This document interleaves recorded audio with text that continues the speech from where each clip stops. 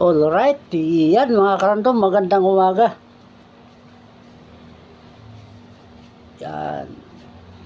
So yung nagpapa-LBC pa lang, ang aga ko sa LBC, pero hindi ko alam kung nagbago yung bukas nila. Kasi hindi makapasok yung isa kong kasama dahil may hinahatid. So mamaya malaman natin pagdating ko sa isang kasama kung magbukas ba sila ngayong araw na to. Kasi kagaling ko lang doon mga karandom. So huwag kayong mag-alala sa LBC kasi baka nagbago yung bukas. Baka nalit lang yung nagbubukas sa LBC. Kaya mamaya mga 3 na lang malapit na yung pick-upan sa Shopee. Pagpasok ng 9 pataas, hindi na ako pwedeng umalis dito. So inagahan kong pumunta doon alas 8 G's ako pumunta doon. Kaya lang sirado. Hindi ko alam anong araw ba ngayon, holiday ba ngayon o ano.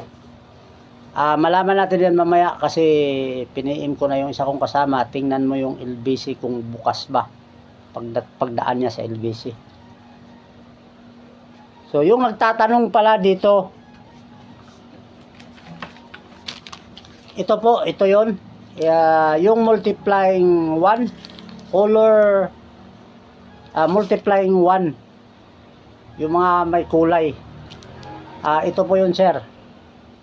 So i-upload ko ulit dito yung demo nito kasi akala ko ito yung dahilan na ako ay na violation. Hindi pala ito ang dahilan. Kaya nabura ko, napasama ko to sa bura sa reels natin, no. So i-upload ko to ulit kasi ibang product pala ang nagkaroon ng violation. Kaya maya i-upload ko ulit yung demo nito.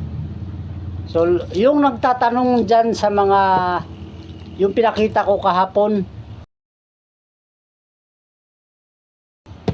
so naka-upload na yan. Hanapin ko ulit yung luta mga karandom. I-upload ko ulit dito yung demo nun. Pero ako lang kasi nag-ano nun mga karandom, wala akong nakitang demo mismo sa may-ari. So yung ginawa ko lang. So magkaroon na kayo ng idea dyan kung ano ang dapat ninyong i-routine. Kasi di mong ano lang yun, tsamba yung ginawa ko.